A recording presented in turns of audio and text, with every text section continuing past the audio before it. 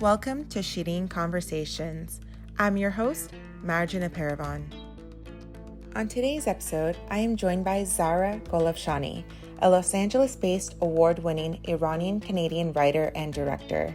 She received her BFA degree with honors from the Motion Picture Arts program at Laurentian University in Canada and an MFA in directing at the American Film Institute in Los Angeles.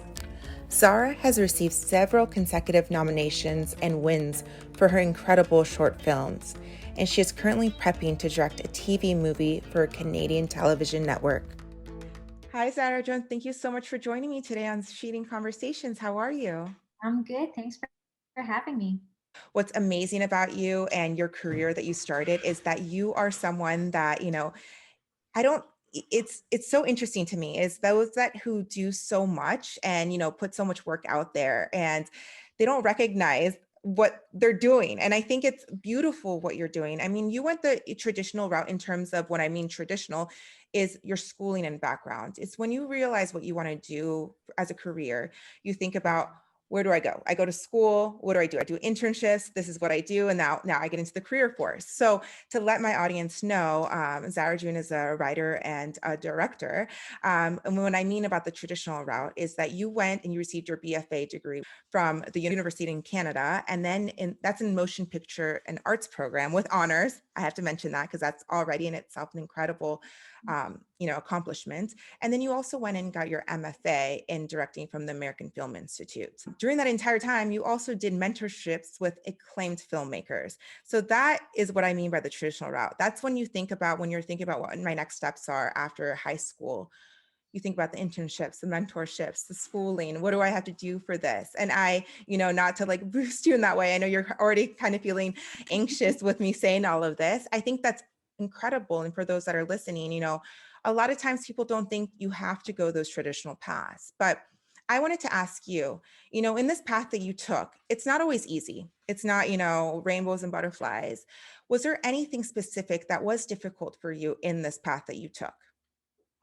Absolutely. I mean, I don't think that um, there's anything without any challenges if you want to be really good at it. And I'm not saying that I'm really good at it, but I'm just saying in order to thrive, to be the person that I wish for myself to be, challenges along the way, I think it's, foreseen.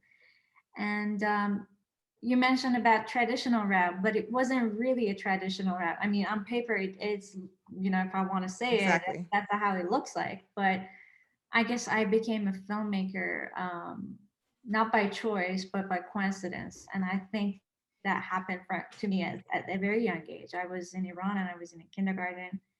And one day this film crew shows up to my school, and it happens that they actually had agreements regarding shooting a series at my kindergarten.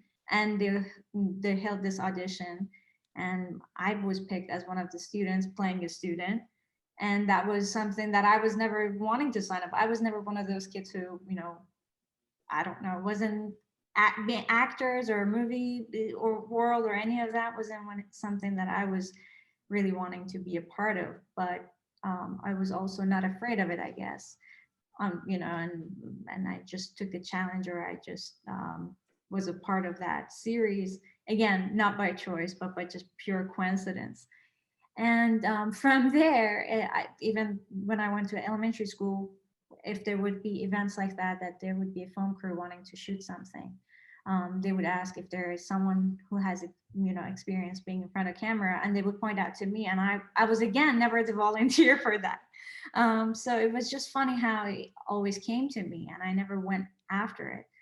I would say fast forward, my traditional way of getting into it wasn't again a traditional way, because I was studying at Laurentian University, and I was not in the motion pictures program at the time. It wasn't even a program, but I was in a different program, taking all the film courses because that was required for the other program.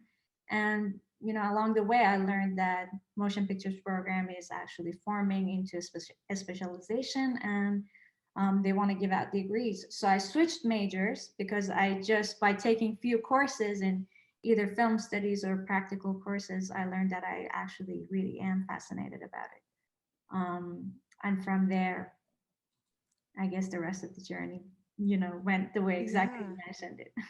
No, I love that because then my second question actually for you was from my perspective, like I saw a few of your short films, and from my perspective, I feel like this was the perfect path for you. So I feel like in a way, these individuals who picked on you, they're like, this is for you. This is, you need to be in the camera. They saw that exact same thing.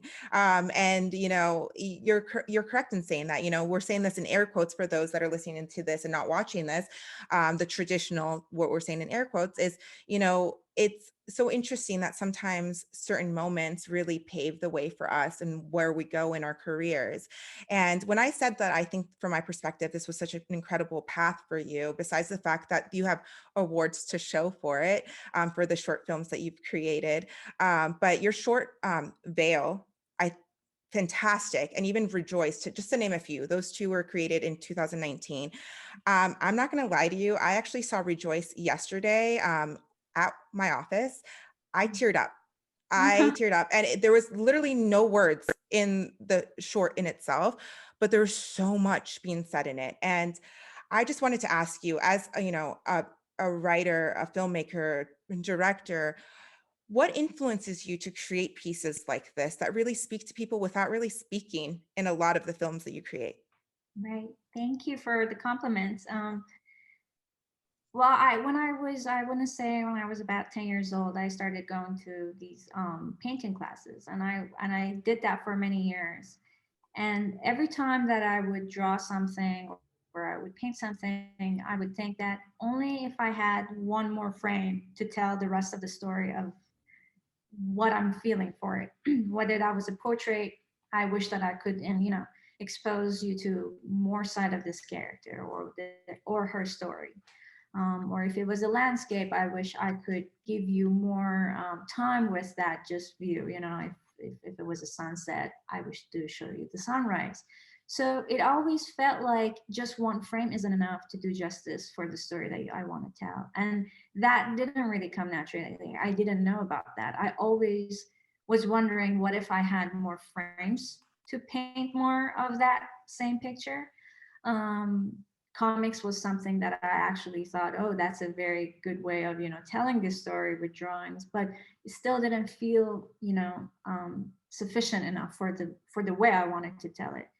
I think it was really years after when I started doing filmmaking that I felt like, okay, this filmmaking is really, um, well, now it's mainly digital, it's not film anymore, majorly. But it's really the film that it is becoming my canvas that I can paint with it, capture with it, and tell my stories through that. No, I think that's incredible. And you just kind of answered a question that I had for you, is that, with the shorts and like the films that you create, what influences you? I feel like you just answered it in that answer itself. Are these stories that you're picking up from your own influences of your own life? Like The Veil, I think was a beautiful piece in itself, are these stories that you've heard of, or stories that you feel like people should know more about? Yeah. So um, I think when you're writing, it's impossible to not include something that you know of, whether it's firsthand or you've been influenced by or you experienced it in some way that is your perception of it. So, Veil isn't an autobiography, but it is something that I'm familiar with, thematics of it. And I think one of the most prominent thematics of Veil is the notion of identity. And I think the more I delve into the motion picture world, I am more fascinated by telling stories that are about the themes of belonging, creating a sense of belonging, assimilation, fitting in, and the major of all is identity. And whether that I write it or whether it's someone else's story that I would like to direct, that I think those themes are very important to me. I would say, and that really came about because all my life I've been rooted and uprooted into one country or one city, and I've moved so many times I really lost count.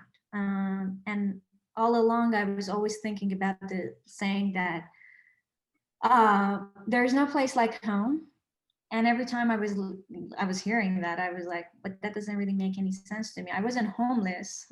I lived a comfortable life. I always had a house, but it was just that it never felt right. I never could understood it because I moved so many times. What is really belonging and what is really feeling like home?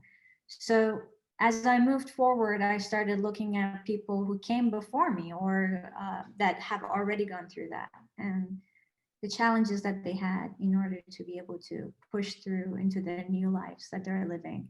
That became a very, I don't know, beautiful thing to me, that, creating a sense of belonging, and creating, your identity within that new place. It's a whole discovery on its own.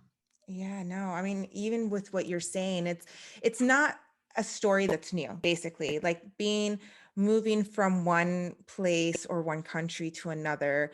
It's a story as old as time, right? It's like our families have also gone through that.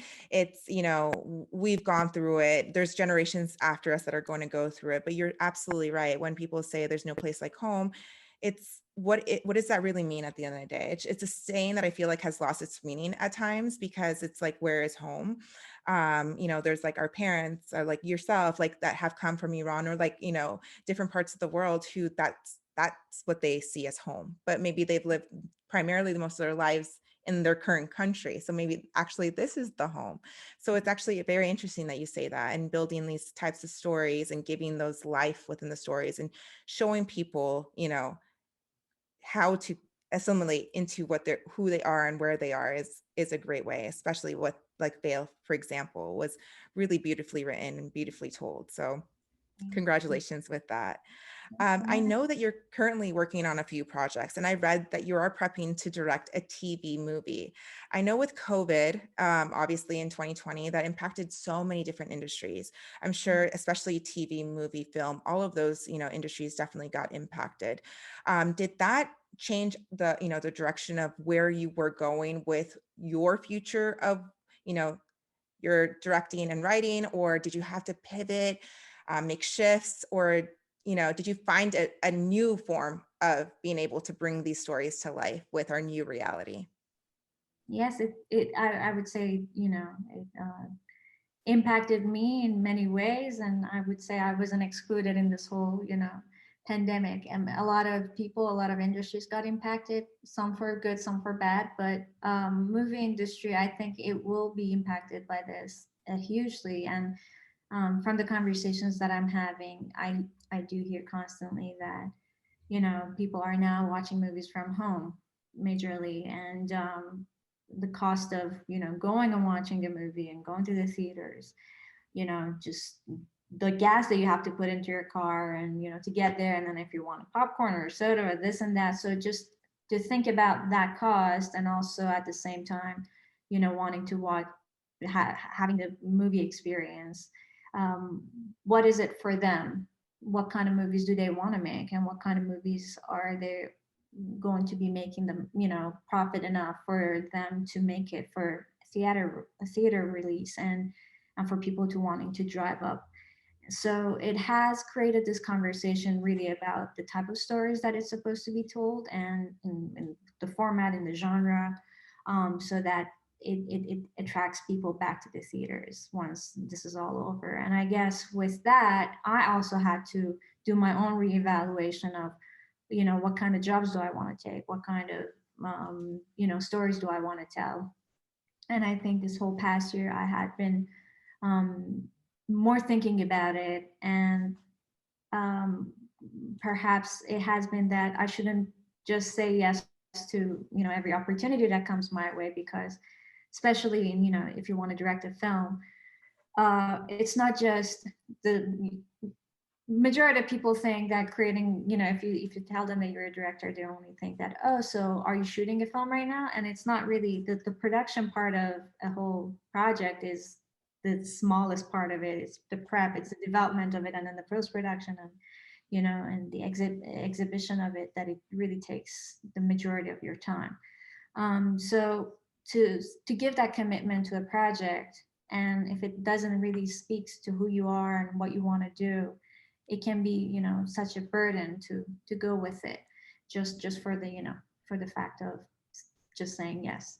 So you really need to have some stake into that story that you want to create and spend your time.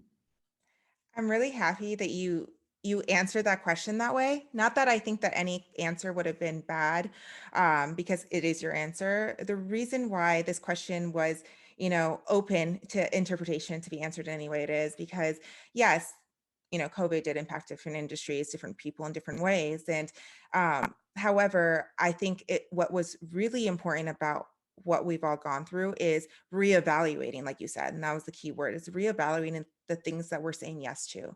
Mental health was a big thing too. I think for people realizing who they were as people, like what have I been doing and saying yes to and committing myself to? Am I working? Am I just a machine that's working just to work? And these projects, I think, is, like you said, it's really important of, you're not putting your stamp at the end of the day as this is something that I created just to put it down on your resume. It's something like, this is something that's meaningful to me. This is something that I want people to understand.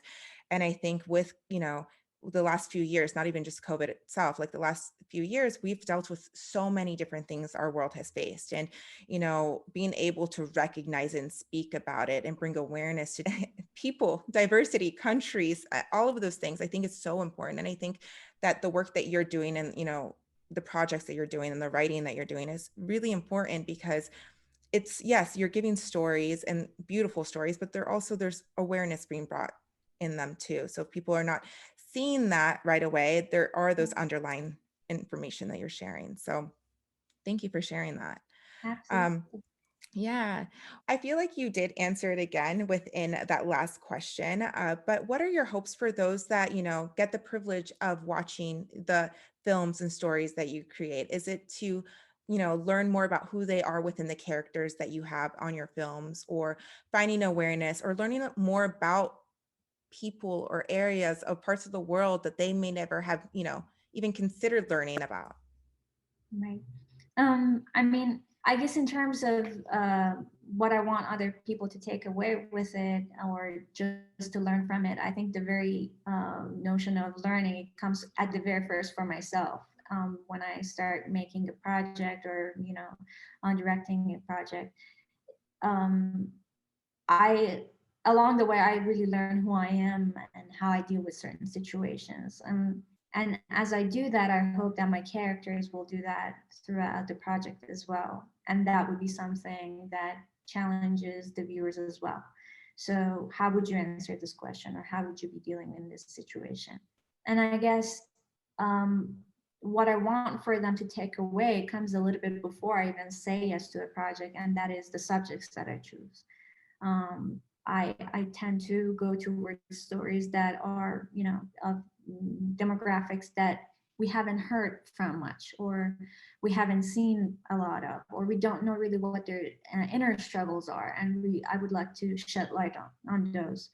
The upcoming project that I have, not the TV movie one that's on hold for I don't know for how much longer, but that COVID, really got us. The other project that I'm working on, it's a murder mystery, and it is about this Ojibwe sergeant in this rural cottage community. And it is set in a completely different location and a completely different demographic that we are used to seeing.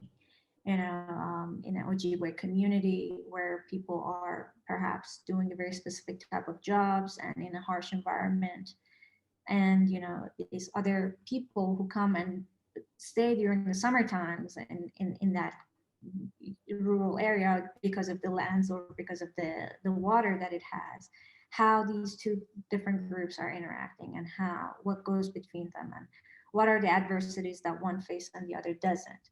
So and I think that's what I really want them to take away, that how would you be if you were in those situations? And did you know about this community? And did you know about the things that they have to deal with? And just basically to bring everybody closer together. We are all humans. We are, despite our background beliefs, religions, and cultures, we are all still human at the core. But in order to be able to live in a more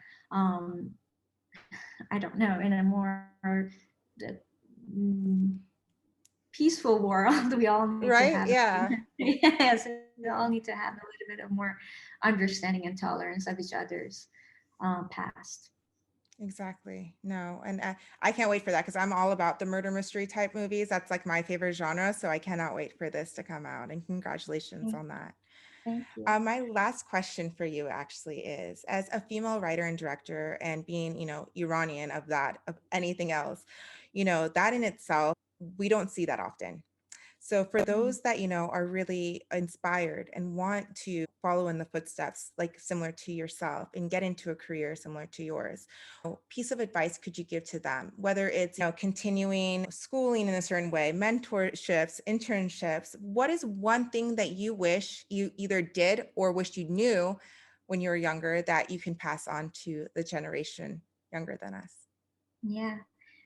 Um, I think what it was for me, I wish that I knew that, those things that I tried to escape from, those things that I wish that I could change in order to be able to fit better or to get others' acceptance or approval better, because that was the thing that for me that would give me the sense of belonging, completely wrongly, because fitting in is not creating a sense of belonging. Those are usually the things that actually get you on the path to discovery and to success. Lean into those areas, lean into the areas that you think you should change in order to be able to fit better. Those are the things that actually I think will get you to the path to your success. And that's just actually recently perhaps came to me. Any successful writer or director or creator or artist that I see, the more that they were more tuned in with themselves, the more they had more self-acceptance, and perhaps leaned into the areas that they thought that they were different, make them different, or gave them adversity. Those were the things that by expressing them and by leaning into them, they were actually where a lot, they came out of it very successful by telling that story, or trying to change that narrative. So I think, our struggles are perhaps the things that makes us who we are and the stories that we need to tell. And that's exactly what it is. And like you said, it's, those people that we see with the success or whatever we define success as, whether it's we see as monetary or, accomplishments, followers on social media, whatever it is, their name in, lights, whatever you define success as, there's no age number that has to be associated with that. No one needs to be chasing that number or feel that that number has passed them and that is too late. It's what you said. It's lean into those areas of yourself, maybe those areas that you fear of yourself because you fear that people are not going to accept you. Those are the areas that make you so unique. And that's so beautifully said. Thank Thank you you. so much. I cannot wait for all these projects that you have. And for those that are listening, I encourage you, please definitely go, follow your website, follow along, definitely watch the stories and the films that you have. And I hope to have you on my show again with more stories to be said. Thank you so much. It was a pleasure being a part of it, and it was an honor to be able to be a guest along the other amazing guests that you had brought on your show. I mean, the honor is always mine to have all of you here. Thank you so much. For more inspiring interviews, head on over to shireenconversations.com. If you like today's show, please subscribe on Apple Podcasts, Spotify, or Google Podcasts.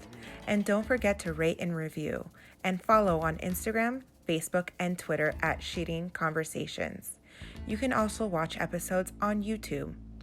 I'm Majina Paravan, and you've been listening to Shireen Conversations. Thank you.